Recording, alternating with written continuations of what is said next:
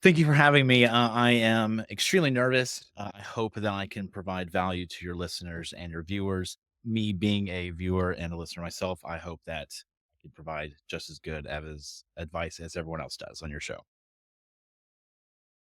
So first of all, JR, I just want to say massive congratulations to the journey you've been on so far and what you've managed to achieve with the business. Fantastic, obviously, seeing the kind of partners that you've already been doing some work for and with. And of course, it'd be really interesting, we believe, for our Gather audience and all the people that work in the global golf industry that are part of the Gather community and some of our Gather collective businesses. I know will be interested in some of the stuff that we're going to talk about today. And there is, of course, as I have discovered in our pre-chat, there's going to be some interesting examples that are just hopefully a bit humorous as well to give people a bit more of an understanding of why this shouldn't be something that we're scared of for sure. And it is something that provides potentially some great opportunities. And we're going to start off gently with an introduction. And then we're going to work out, okay, what's the stuff that is out there? Is this really AI or is this just fluff? And then, well, what does it mean in the golf industry? And one of the things just before we kick off that I wanted to mention is I know that you were saying when you spent time at the PGA show, one of your takeaways was it feels a little bit like the golf industry and a lot of leaders in the golf industry are almost, I don't know if panicking was the word to use, but almost like it's an arms race to see who could be leading in AI in the golf industry as quickly as possible because it's going to be so important. So let's just have that in mind, whether that's something that is actually real or true, necessary as a mindset, or whether we can maybe break some of that myth down a little bit. So first of all, when I kick off here and give us a little bit of an introduction to what AI is, but just before you do that, can you just give us a brief kind of overview of that? What is it that you set out to do with ParOne? So with ParOne, we originally wanted to focus on what we believed were the biggest challenges in the golf industry, which was just technology. And so we primarily focus on technology and every single facet of technology, including data and everything related to data. We love that. And so when we started, we focused more on the video side and then eventually bridging into all the facets that we're in now. But when you start with video, you work mostly in the cloud domain. You mostly just focus on how do you deliver a lot of content to a lot of different people to a lot of different places. And when we first started, we had our very first video delivery project and we got 1,200 views. We were so excited. And obviously, there were like high fives and cheers all around the board. But now, on any given Sunday, we handle and process and deliver anywhere between 500,000 and 1.5 million video views every single day. Every week, we process over a billion analytics. We have such immense scale. And I don't know if a lot of people know that about us because we are so small and so nimble. We are a very small team. And we have three people on our team, and we fancy ourselves to be. There's a car company that I have never seen or driven or anything, but I saw it on Top Gear, so that clearly makes me an expert. It's called Noble Cars, and it is one of those manufacturers where they make what they consider the most beautiful cars, but they have a team of 8 people, and so they are able to create the most powerful cars, or at least at the time when I saw this on Top Gear.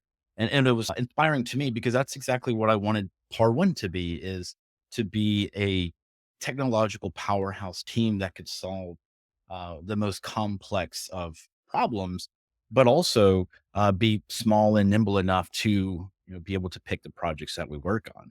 And that was like what we focus and do at ParOne. Jan, what would the type of videos be that your 1.5 million viewers are watching? So it's going to be, we handle like the hosted videos for a number of golf websites around the globe.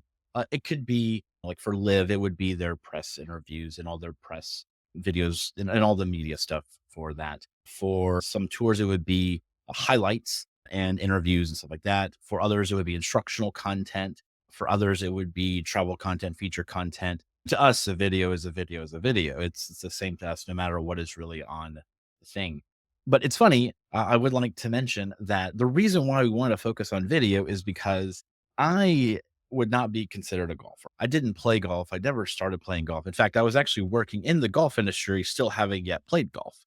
I have since played, but There was one commercial that actually inspired me to create this. It was a commercial with Ricky Fowler. He was wearing his orange outfit that he wears. He was getting, I think it was an ESPN commercial, and he was getting coffee and he was pouring it in, and then he tasted it, made like a sour taste. He's like, I think the orange juice has gone sour. And to me, that was such an exciting bit of creativity because it showed golfers in this fun light that traditionally they're how I always saw them was just stuck up people. And that like I never want to hang out with them. But Ricky was like, "Oh, this guy's the coolest guy ever." And this was video. And at the time I was doing digital signage projects in like restaurant industries and other stuff. And the thing that I knew really was how to handle video. And I was just obsessed about video, not like watching it or anything, but just how to get it from A to B and as fast and as cheap as possible. I know people have dreams of grandeur of changing the world. I just like the electrons moving from A to B. We all have our special interests in working in the video space. The thing that we have learned so much is that data is one of these really great things. And it can tell so many different stories with bias or without bias, depending on what you're trying to say. And it is a really fascinating tool. And every single thing that we've always done with ParOne is that um, we've always built our products based on what a client requests. And one question would just simply be, "Hey, I would really like to know XYZ." And we would say, "That's a great suggestion. We'll just go ahead and build that for you." And so now we capture over 105 analytics on a video per second. I think our closest competitor was 5 for the whole video. And so we've adopted this strategy that we don't really look at competition. We just say, if a client wants this, let's go ahead and build it. And in fact, we try to build everything that we can focused around the golf industry because every single feature, every single little detail, every single color, every single pixel was because someone requested it. Okay. Interesting. If we were to then start thinking, okay, area of AI, because obviously your background there, you've basically taken all of that previous knowledge and experience working with video.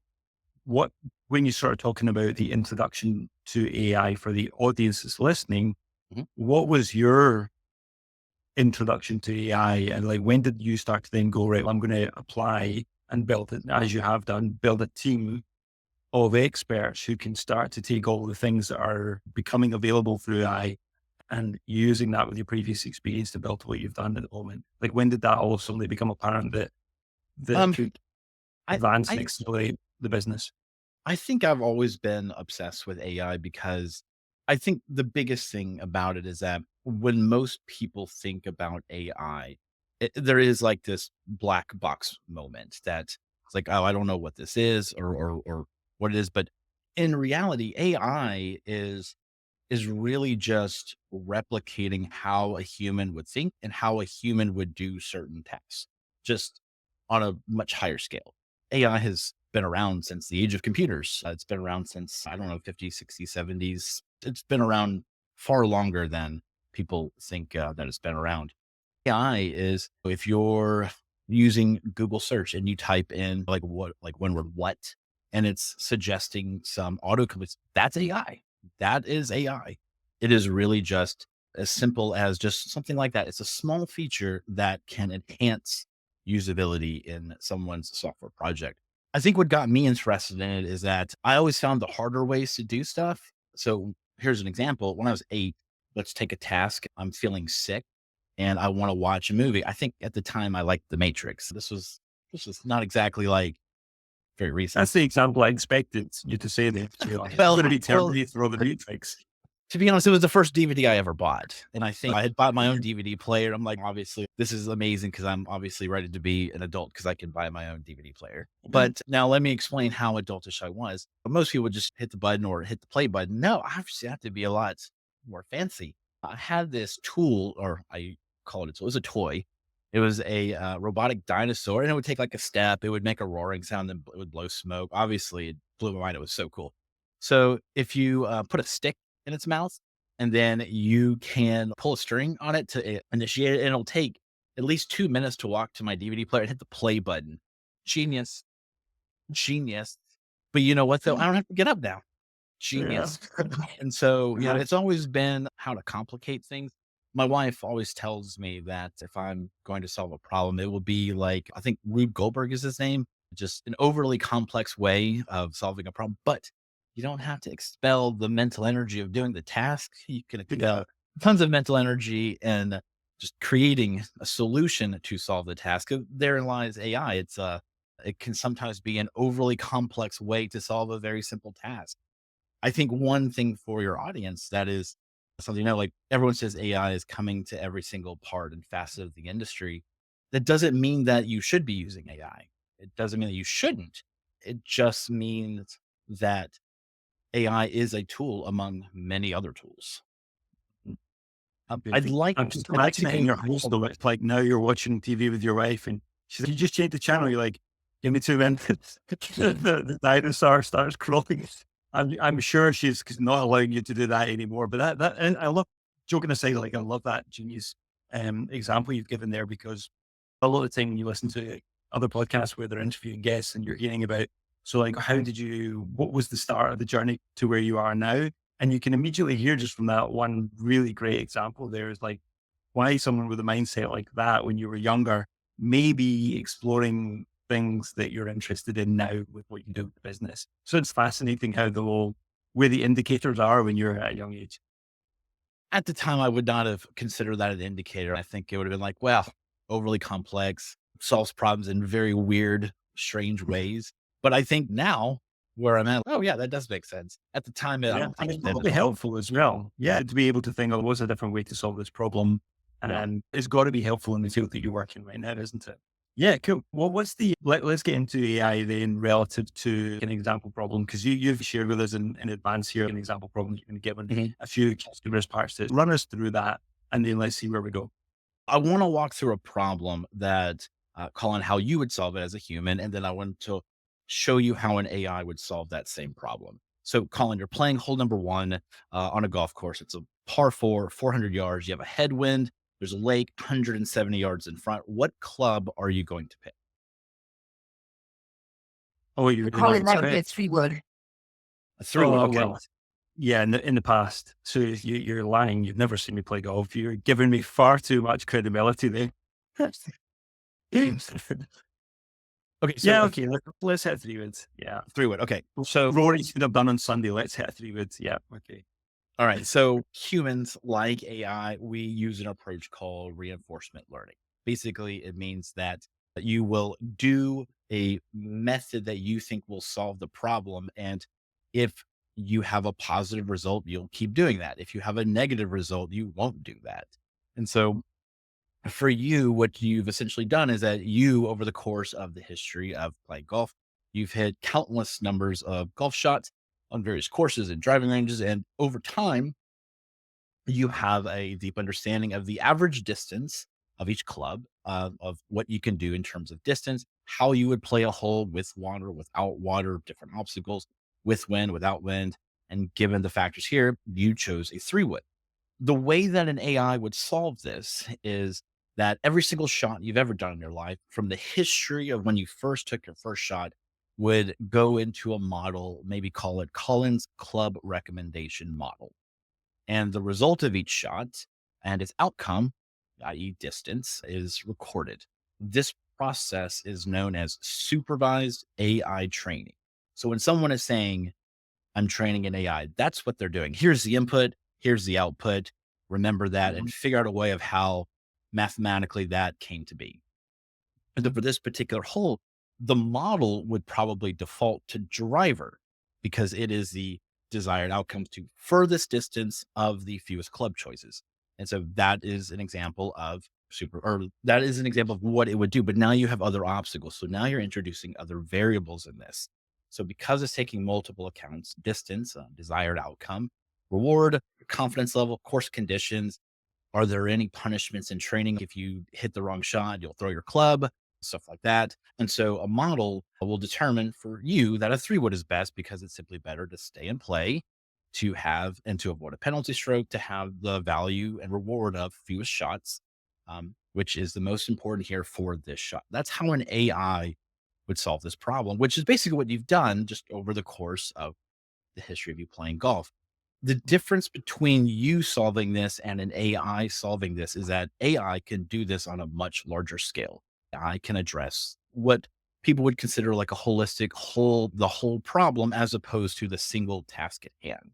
There was a study that was done, and they said that humans have a limitation of processing 4 variables at a time, where an AI can process much more. Part of the reason why people go and gravitate towards GPUs is that they can handle trillions, not millions, billions, but trillions of Mhm. operations a second. And imagine if you have a trillion different variables, a human would not be able to solve anything like that, but an AI can. So the main thing that an AI can do differently than a human is just scale. Like, that's the main difference is scale or complexity of the problem. But humans default reaction is just break the problem down into smaller bits so that way you can solve one, take that information, move it to the next one, etc. So In that that example, JR, AI, I'm new to learning about AI as well, but it seems that AI would take all the, data in, data Mhm. out. As humans, we also have our biases that AI doesn't have. Colin might be married to an idea that he should hit his 6 iron 170 yards, not his 3 wood. Mhm. And then there's error in his calculation because of this emotional bias instead of just based on history and data from before. So it can knock some of that out too. This is true, but you can also have this bias in AI. So the input could be club and confidence level. And so you could say 7 iron, 160, 100% confident. And then an AI will then say, well, he's 100% confident in that. Why should I think otherwise? Yes, that is the correct answer, whether or not it is actually correct or not. I'll tell Interesting. you, when working in the field of data and I would honestly say that 80% of the problem is just cleaning the data so that it is as clean and pure as possible. Because there's this term called dirty data. And if you have these biases in data that will skew the results of this, you'll have a trickle down effect where every single thing you do after that is incorrect. But it's the same thing with regard to human biases as well. But again, with AI, that implements scale. So you have a bias. A human can interpret 4 different biases at one time. AI could do trillions at a time. So the amount of change that one bias would have a much more compounding effect. Mhm. Interesting. Well, when you said there's a thing called Dirty Data, and I saw Sue nodding away in the background, I shrank into the corner here and thought, like, I should just pull you both up on the screen here and just let you talk amongst yourselves. And I'll just say, because we've already agreed before this that I'm always happy in these conversations to be the stupidest person in the room because every day is a skill day together because we're always talking to people across all these fields.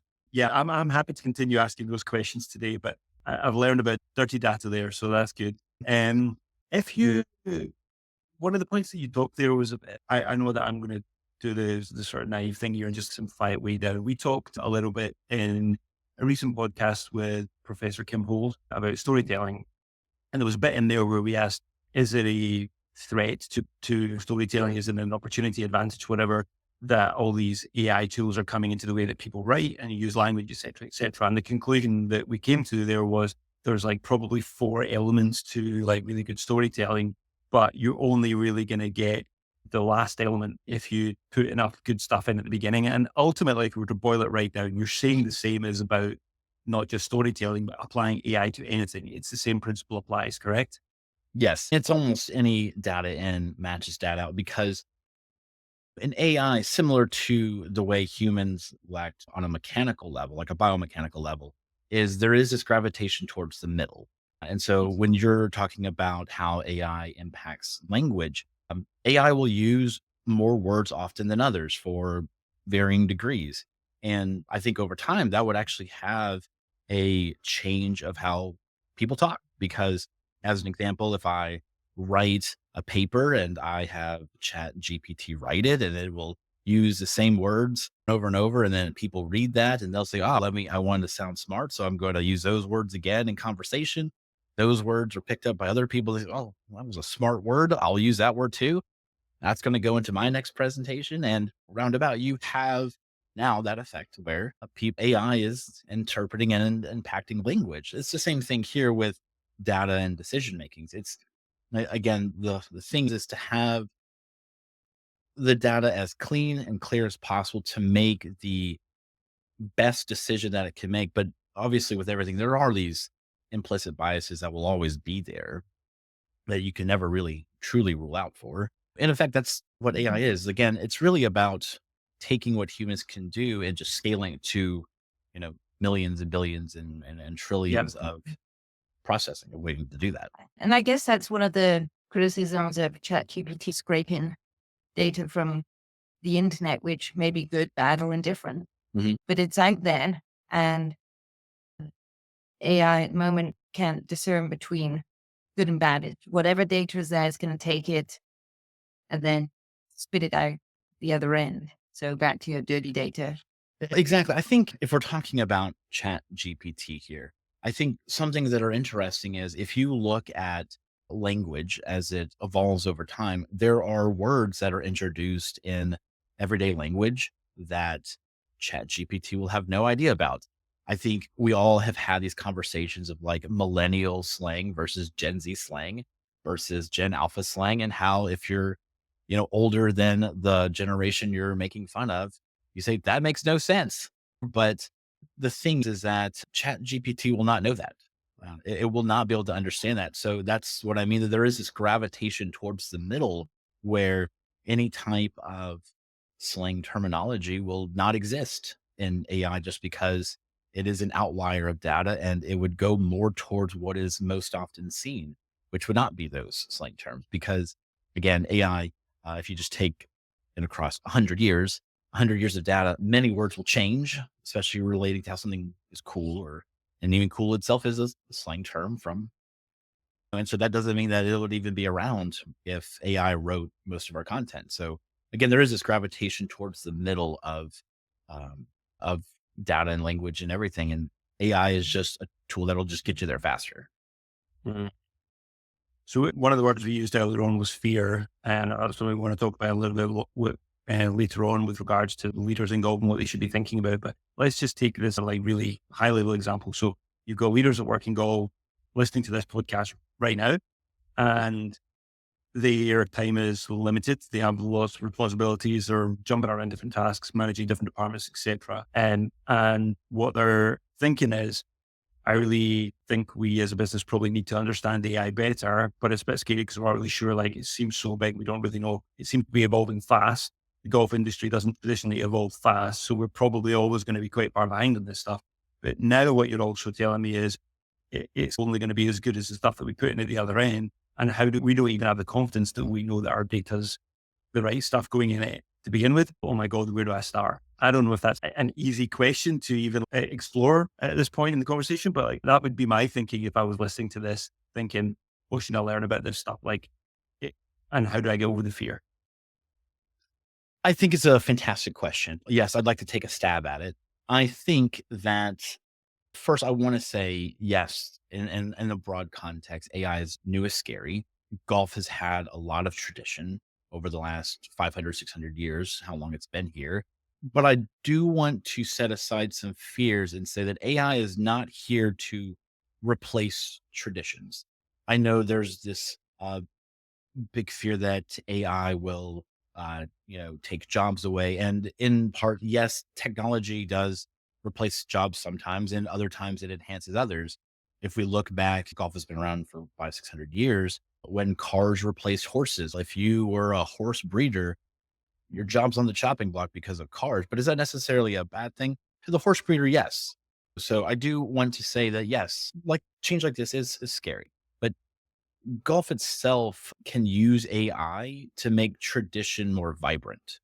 And I understand that the leaders in the industry can feel AI is very scary and it's challenging the traditional sense.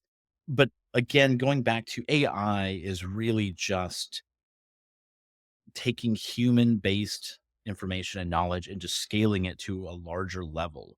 Companies are spawning left and right. I think where leaders can really apply their valuable skill is not so much trying to necessarily understand how AI works, because believe me, if you do, you'll just say, you know what, I'm out. I don't really care that much about it.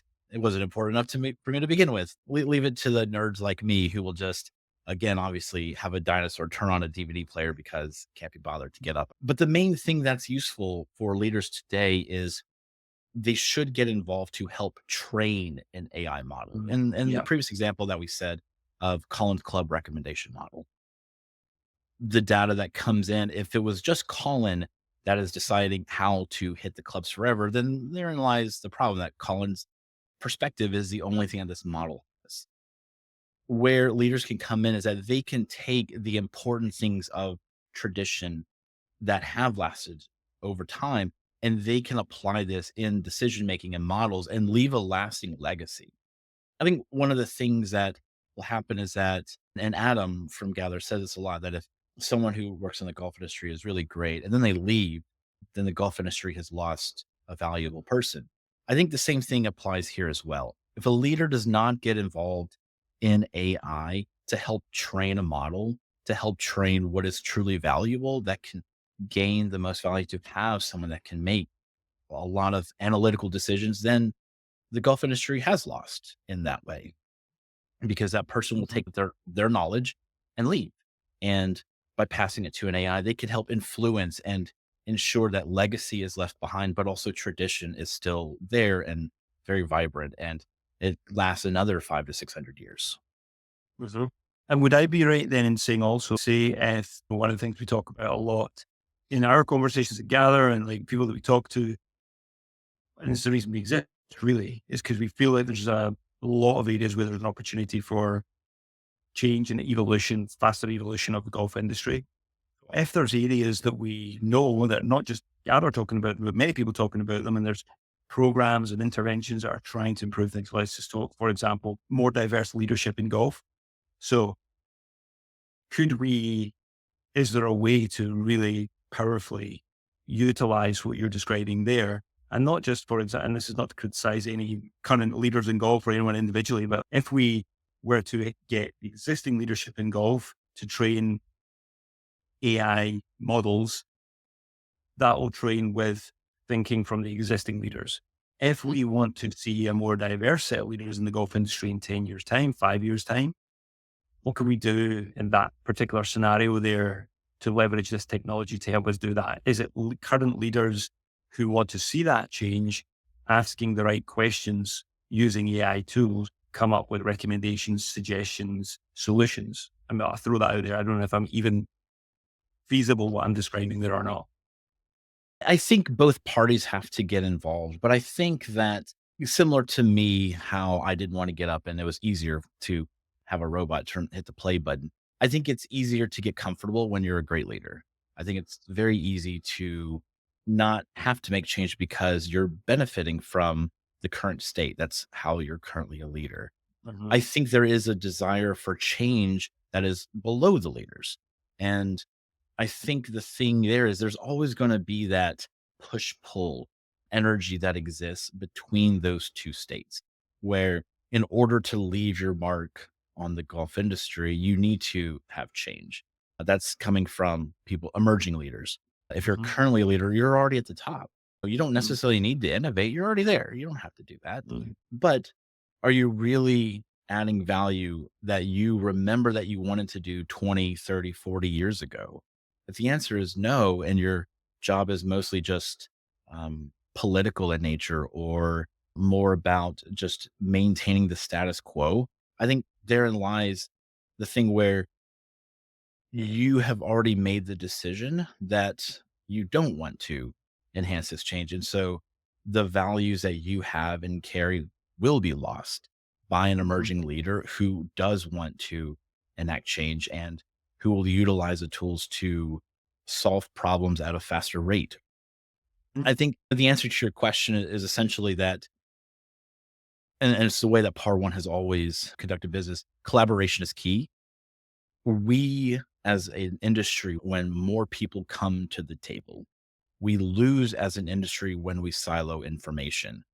And I Hmm. want to bring up a point because of this, where we work in the field of data and AI.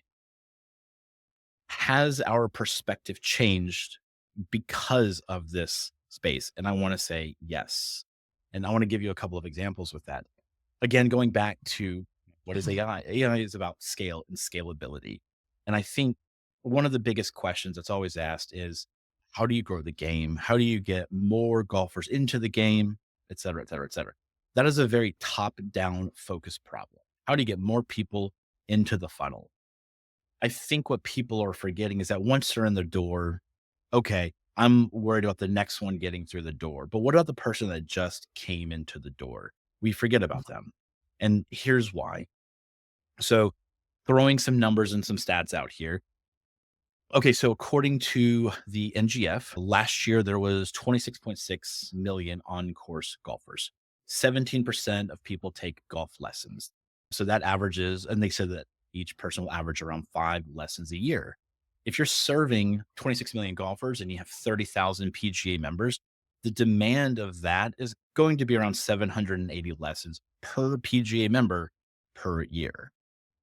If you do that, not every single PGA member teaches. And so you're half of the people teach. And so you could probably speak what percentage of PGA members teach and and how many don't. But if half, then you're basically putting the onus of 15,000 PGA members to teach people how to play better. That is a bottom up way of looking at a challenge that you see differently through data. Let's look at another way. Let's talk about course demand. The NGF also said 531 million rounds were played last year across 15,500 courses. Let's go back to what I previously said about number of golfers. 531 million rounds, 26.2 million people. What you're equating is that, oh, sorry. No, I want to get to that in a second. 531 million rounds, 15,500 courses. That equates to around 2,800 rounds a month. There are many courses that don't have 2,800 rounds a month, like Augusta. How funny would that be if they did 2,800 rounds? You have higher numbers on public golf courses. Right now, it feels, if you're a golfer that you want to go play, it feels like you can't get a tee time. It feels like capacity is already at its max. But again, that top down approach, let's get more golfers into the game. Where are they going to play it?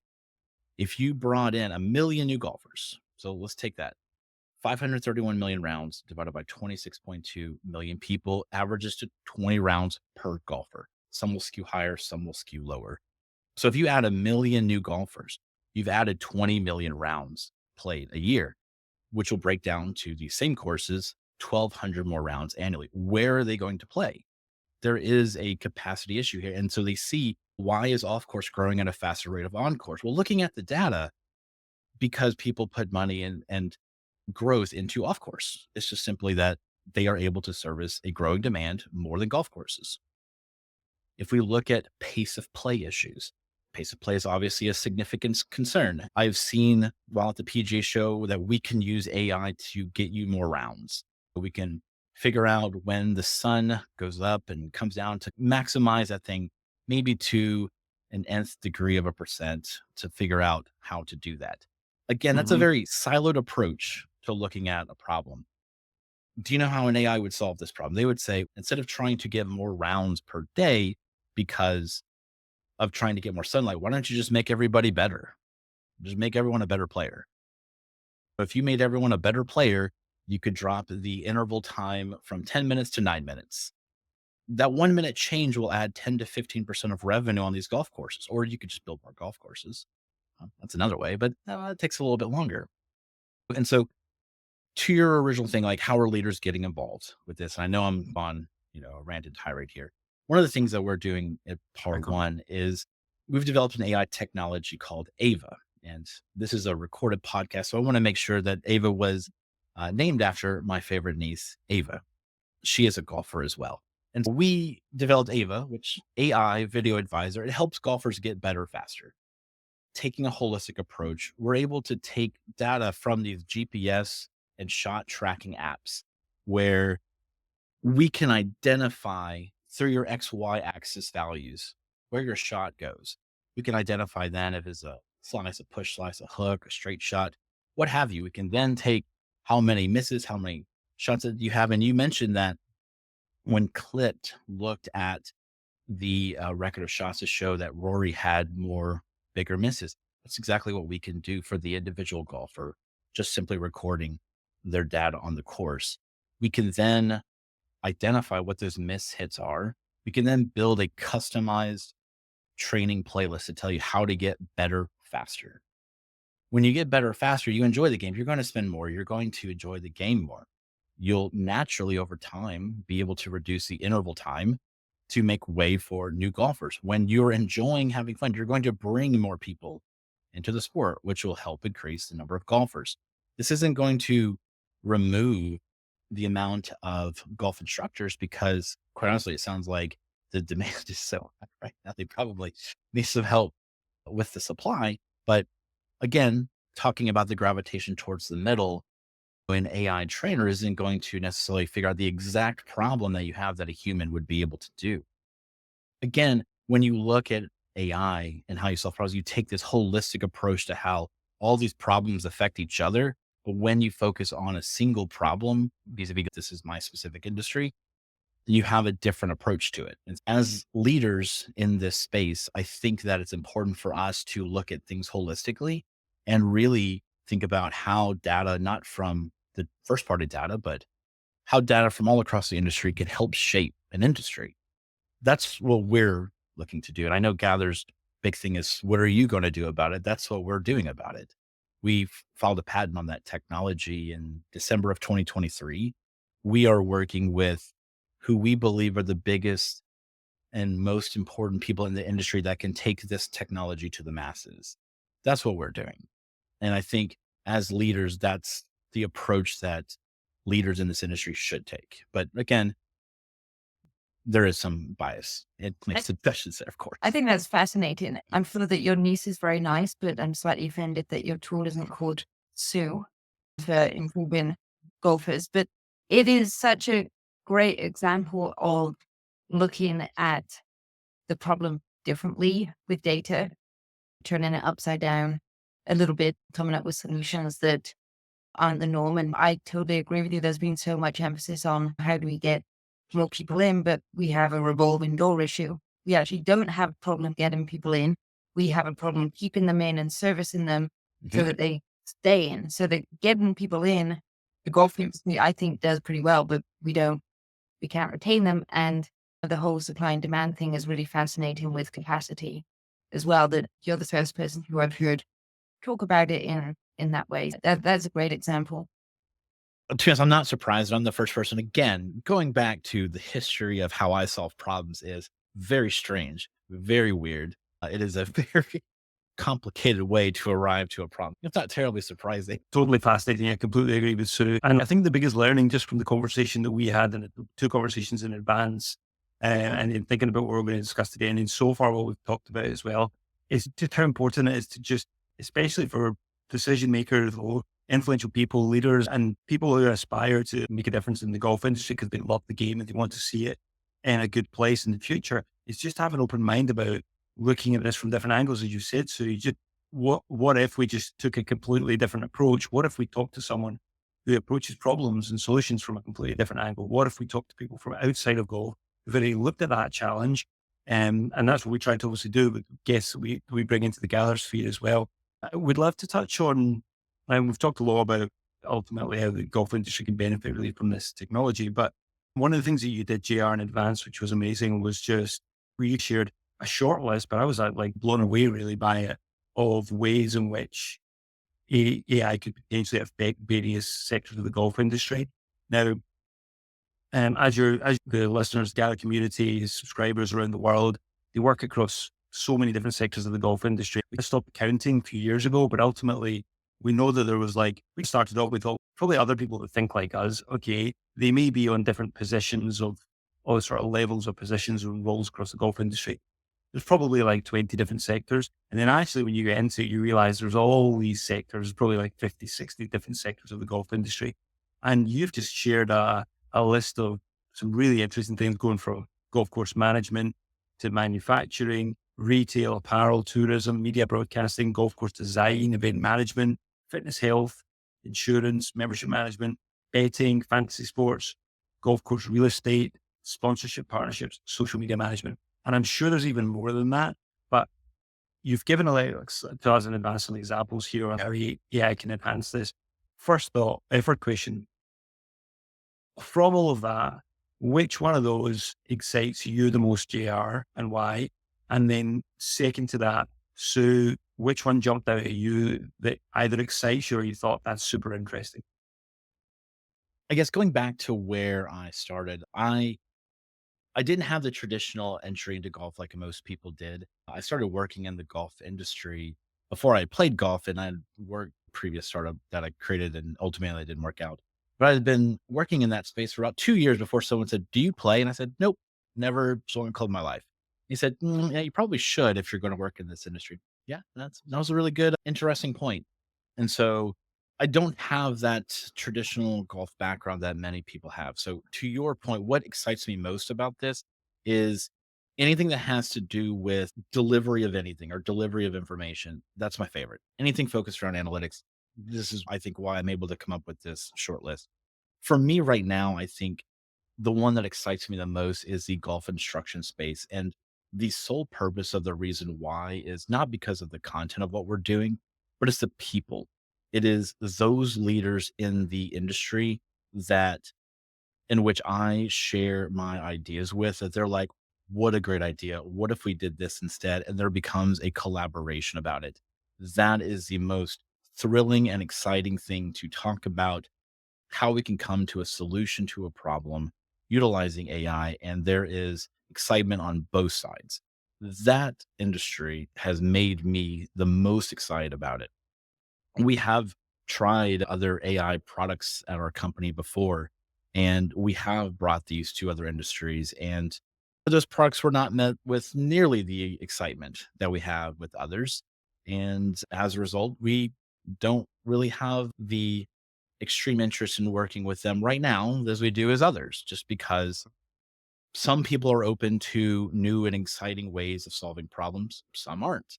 Right now, we're gravitating towards the ones that are. So for us, it's not so much the actual industry itself or the sub industry, it's the people within that industry that Yeah, make it worthwhile for us to continue to do what we do. got it. Got it. Yeah. Sue, have you got a favorite that jumped out at you?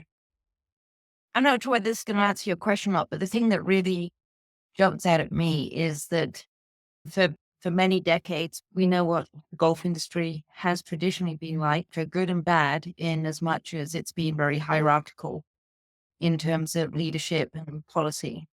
And with AI, with like JR coming into the industry and just looking at problems differently, then I see change come into our industry because of AI that is it's gonna go work from the ground up and flip things on its head again. And the power is gonna be in the data and the intelligence. And I suspect that people will start getting on board because AI is gonna find solutions that we haven't been able to find, or data and technology is gonna find solutions we haven't found before. And it's gonna help the industry overall evolve. And I think that's what's really interesting about where Yeah. we are, and having people like JR working in golf industry and bringing a different perspective. Mhm. JR, sorry, did you have a follow on there? Yeah, I was gonna say, maybe what if we went through this list together? And so anyone who's listening who is part of that sub industry, maybe they will be inspired Mm. to perhaps build something by themselves or perhaps partner with a company. Shameless self promotion here, give us a call. Perhaps talking about how these problems could impact this specific industry, maybe that would be valuable. Yeah. Can I suggest that we pick a few? Because I've got a few that are my favorites that are on the list. Oh yeah. And actually, some of them are very relevant, I think, to some of the businesses that we talk with. So I think that would be really interesting. First of all, looking at golf course management, and you've got optimizing irrigation and turf management. Example, Gather Collective member Toro. I know that they're already looking into some of this stuff. So I think they've got a team that are probably aware of some of these. But obviously, some of the examples you're giving there are, AI can reduce water usage and improve course condition by analyzing weather patterns, soil moisture levels, and turf health.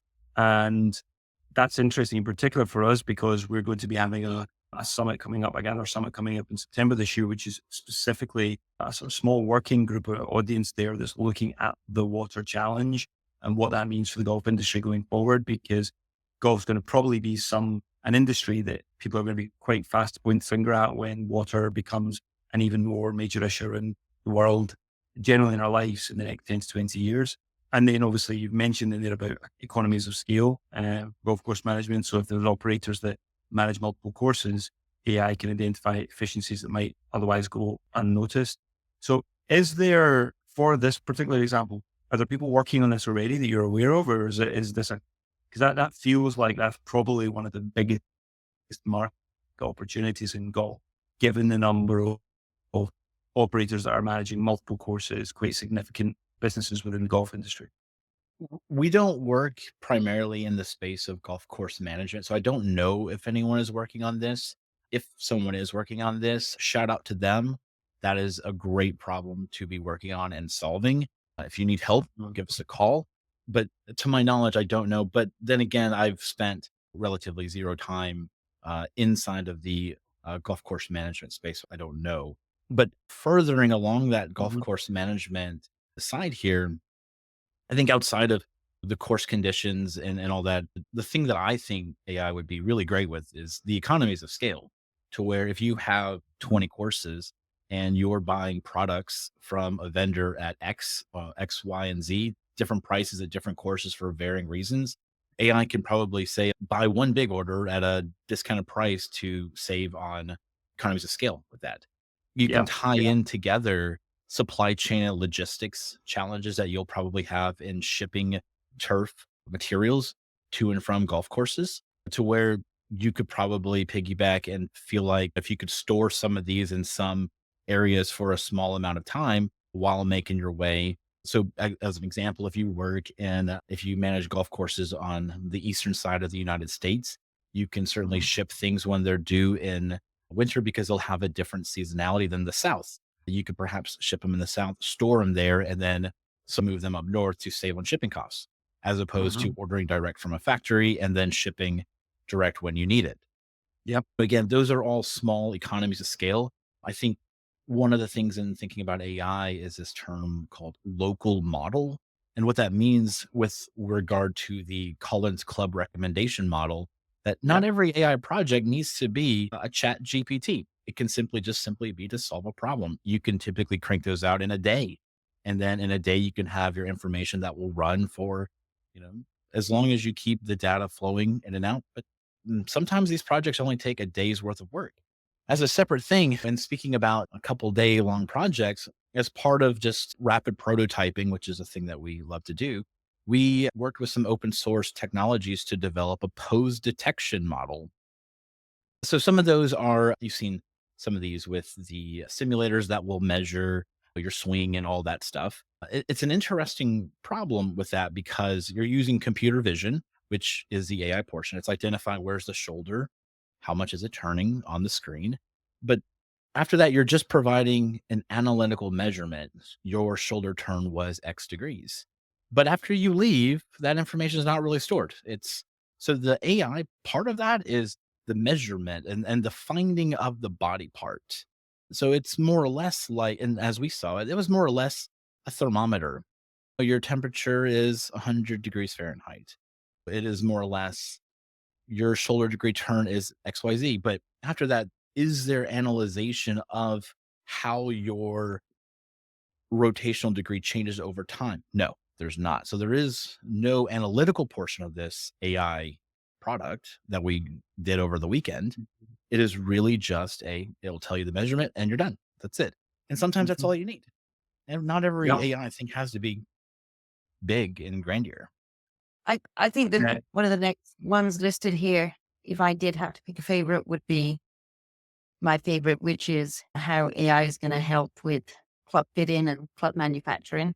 We've spoken to Club Champion, and I've done some work with Club Champion. Club Champion, the biggest agnostic club fitting company in the States, and how could their model evolve with AI? A couple of years ago, I was following a company that were doing, I think it was just driver fitting, trying to use AI with a kind of plug that goes at the end of the club and just collect enough data about different wings, different ball flights, different golfers to be able to just basically plug this sensor at in the end of your driver for a week, and then the data will be downloaded, and based on that, would give you a customized driver shaft recommendation, which I thought was a really interesting. I thought that had great potential. I can't remember the name of the company, but I thought that was a really interesting use.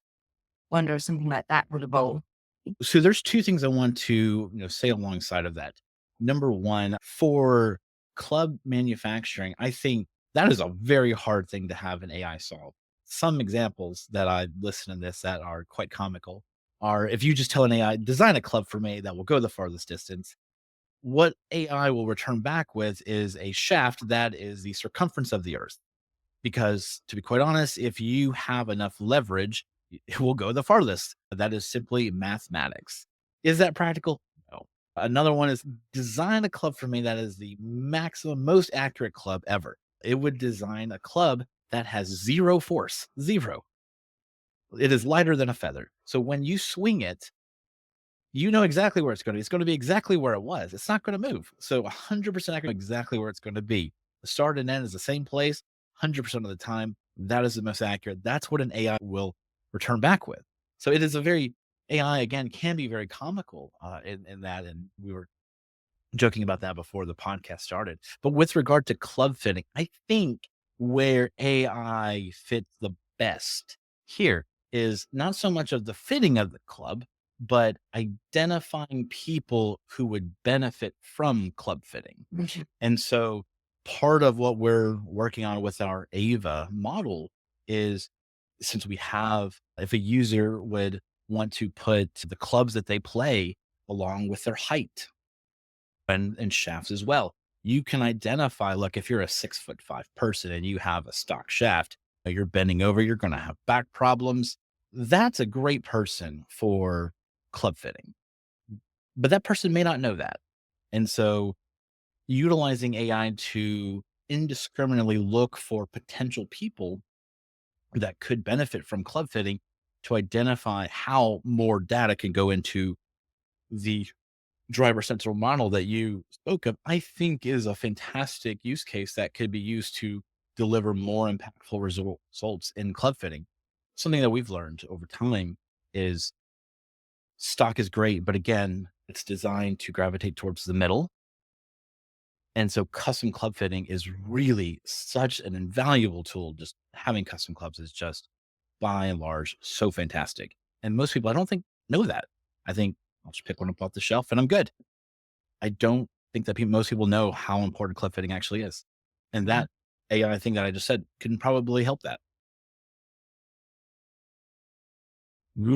Super interesting. A couple of the other ones that jumped out at me, one is around golf course design, which is something that I'm generally always fascinated by anyway. And we have European Golf Design as one of the Ghana Collective members, JR. And so we learned through them as well. Yeah, talking I don't know whether this is happening already or not, but AI being able to simulate different course layouts and assess environmental impacts, optimizing design for playability and sustainability. And then also thinking about golf course modifications, which is quite a kind of hot topic at the moment. And what's the best way using data to modify an existing golf course for better sustainability or to address the difficulty of a golf course or discourage a certain style of play? This is fascinating to me because it feels to me like there's quite a lot of people talking about this. There's obviously other golf course design companies out there too. I wonder how many of them are already utilizing some of this technology, whether that's worth a conversation to explore some of that. Any thoughts around this? Yeah. So I think giving AI a go at something like this is unique because it's the first time they're encountering this problem for a particular model, and they will come back with very fascinating results. If you focus on sustainability, you can find the most economical way to address courses that were designed early on that did not focus on sustainability, renovate them for sustainability. You all had a podcast, Jeremy Slessor, I think was his name. Fantastic podcast about focusing on what does the data show, but also how golf courses are now designed with the focal point of the problem areas and then designing around that rather than designing one on a paper and slapping it on ground and then deciding just making it work. Mhm. AI can address those older courses that were designed that way to be better for sustainability.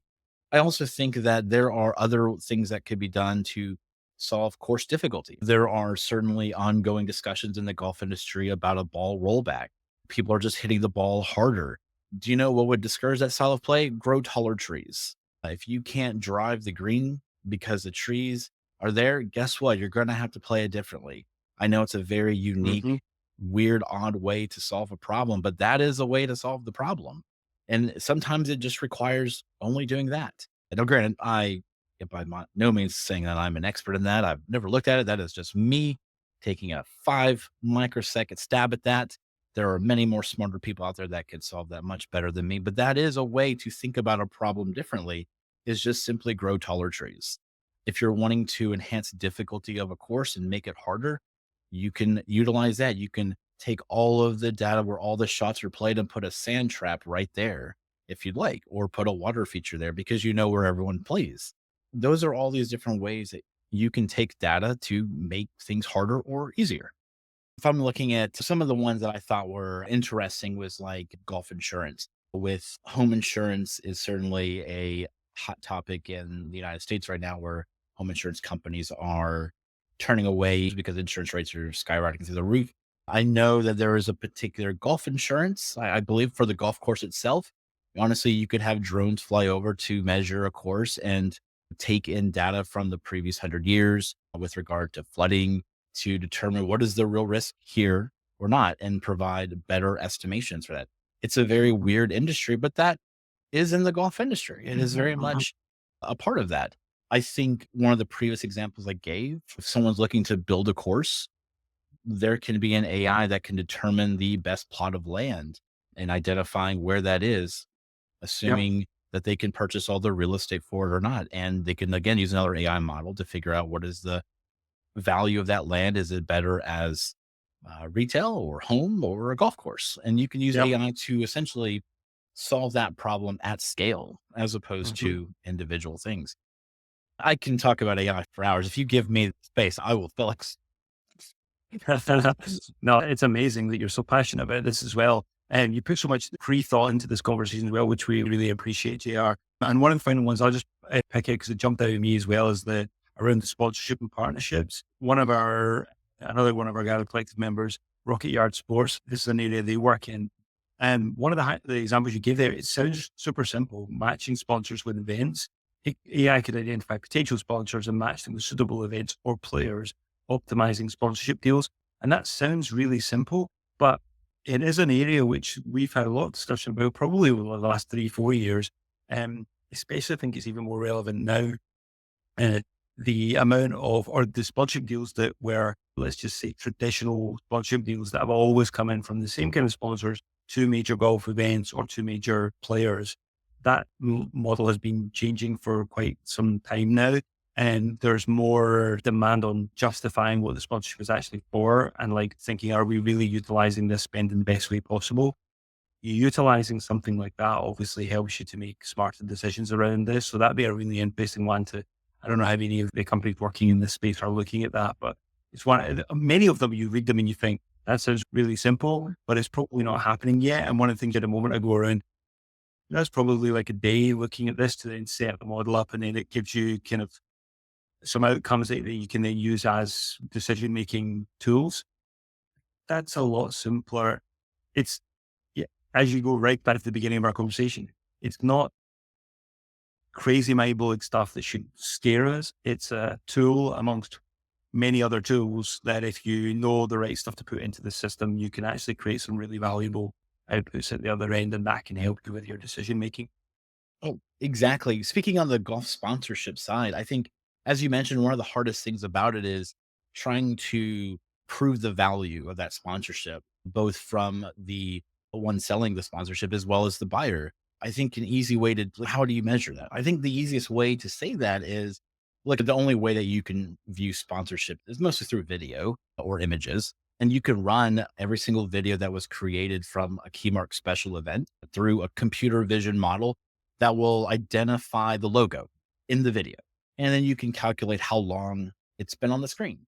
You can then figure out how many views it had on social and internal use and distribution and syndication and writing a scraper to go through the internet to find all the mentions of said sponsor tied to that event. You can tie all that together through a big model to say, here's the media value that is worth that sponsorship deal. Mhm. And if it doesn't match, you can say, we just need to make sure that logo is highlighted more. And that's an actionable change that you can make. With regard to matching players, you can, through social, identify a player that you like. You can figure out why you like them because of the audience that they attract, that they reach, etc. You can probably buy data of the interest level of the people that follow that. I know you can with Facebook, and I'm sure you can with Instagram and X as well. Is to say find people like this, and then you can find an audience that fits a particular sponsorship thing that you're looking at, and you can simply just find players and athletes and venues that will fit that brand accordingly. And again, going back to the original thing, an AI would just simply do what a human would do at scale, much faster. Mhm. And this is a perfect example where if you have one of those new NVIDIA Blackwells, you can go through trillions of data points a second as opposed to four, slightly faster. But I think that's what makes these problems very unique and fun to solve is that you can just gain knowledge at an incredible rate. Mhm. Yeah, fascinating. All of this has been fascinating. So do you have any final points or comments, observations or questions for JR? Because, or if it's possible to even narrow it down to a final comment, because there's probably loads of things whirring around your head as well. I'm thinking, how can we get further into all of this? Now, this conversation's just made me want to continue to learn more about it, think about practical solutions. And I just think it's been fascinating and what you do, JR, is fascinating. And we're going to continue to evolve. And like you said, at the moment, then AI is suggesting a golf club as long as the circumference of the world. But with machine learning, I'm guessing that eventually that won't be the solution and it will continue to learn and just become more and more sophisticated in areas that it's not, which is, if we use it correctly, is going to just be a strength in terms of how efficient or the efficiencies that we can create harnessing AI. Yeah. And just to be conscious of your time, JR, this has been like a wonderful entry point into this conversation. I really hope that everyone listening has enjoyed this as much as we've enjoyed exploring it. I hope that we've asked and done it justice by asking good questions. But just to close out, one thing I'd love to say is when we talked about the objective for what we want to try and get out of this conversation, you shared a really fantastic sort of summary statement when you said, what we're really looking to get out of this is to simply leverage our knowledge on a greater scale so as not to continue to allow the golf industry to be in fear, but rather begin to embrace AI and the changes it could provide while also bridging the data gap needs. And if people can think like AI, then you think people will be less scared and it will enable them to cut through the noise, which is something we talk about quite a lot and Gather. Do you hope that people have found information helpful and useful, and we can have great conversations with great people and continue to live the values with Gather, which is one of disruption. So I hope, certainly from my side, I feel like we have, with your help, we've hopefully done that for the audience. And before we close out for the day, for this conversation, is there any sort of final words that you want to pass along to the Gather listeners? Any places that you want to sources other than your website that you want them to check out, or any examples of anything? And yeah, I'd love to just give you the opportunity to point the listeners in a direction if you want to. Oh, what a great question. I don't know the best thing to sign off on. I think if I had to pick something, it would really just be reiterating what I said. I know that anytime a new technology is introduced, it's scary. It's extremely scary. And I'm hoping that through this podcast that people will not be as scared of the black box that is AI, but more open to embracing it. And I think the next step that could happen is just to talk to someone about it, just say, here's a problem I have. How would you go about solving that with AI? If you want to use me as a soundboard, send me an email. I have a very hard email. It's my name, jrcharles at ParOne.com. Very difficult. You can also send me a note on LinkedIn. Sort of one thing that we focus on at our company is to always be available to our clients. In fact, it's actually one thing that we strive so hard for, that every single partner that we work with has my cell phone number, because anytime they have a question, I want them to feel like there is someone that they can rely on. With regard to AI, I know it's so scary. I want people to know that there are people in the industry, me for one, and I'm sure there's many others, that are always willing to be of help and to be of aid and to utilize us. Because when you have a culture of service like me, I think there's a Disney cartoon that says it best, Beauty and the Beast. I think it's Lumiere. It's something about, if you're not serving, then you're just quite lonely. Something along those. I don't remember it offhand. I'll have to go back to Disney to remember it. But when we are able to help people, that is what brings us joy to help the industry. That's what we feel is our role in this. And so we want to be a helping hand. And so if you're scared to reach out, just reach out. I promise that we're going to look at every single thing that is meaningful. If it's meaningful to you, it's meaningful to us. And so if you are scared, just take that first step. Fantastic. Okay, well, one wonderful way to close out. Just leaves me to say a final big thank you for all your pre-work and thinking that went into this, JR, and just for being so open and honest about sharing all of this. I have no doubt you're going to have people reaching out to you after listening to this, because it's totally opened my mind to, like, it doesn't have to be huge, big problems. It doesn't have to be enormous, extortionate costing teams and projects to actually utilize some of this technology to solve some of the problems that you as a listener might be facing in your business right now. You never know. The answer might be one day away. So it's probably worth having an open mind and exploring it with someone. Sue, as always, an absolute pleasure having you join me on the podcast. And thank you for all of your input today. And JR, thank you very much again. To the listeners, thanks for taking the time. And please reach out to JR. And also, if you want to share your thoughts around this podcast with us, we're very happy to listen to that as well and hear your feedback. Until next time, thank you very much. Thank you. Thank you.